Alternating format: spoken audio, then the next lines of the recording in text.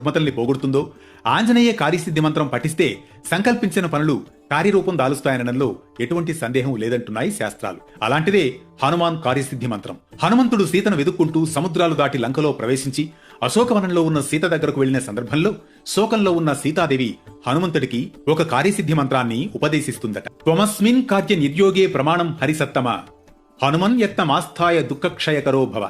సుందరకాండలోని 39వ సర్గలో 5వ శ్లోకంగా ఉన్న ఈ మంత్రాన్ని సీతాదేవి హనుమంతుడికి చెబుతూ, హనుమా, నేను దుఃఖంలో ఉన్నాను.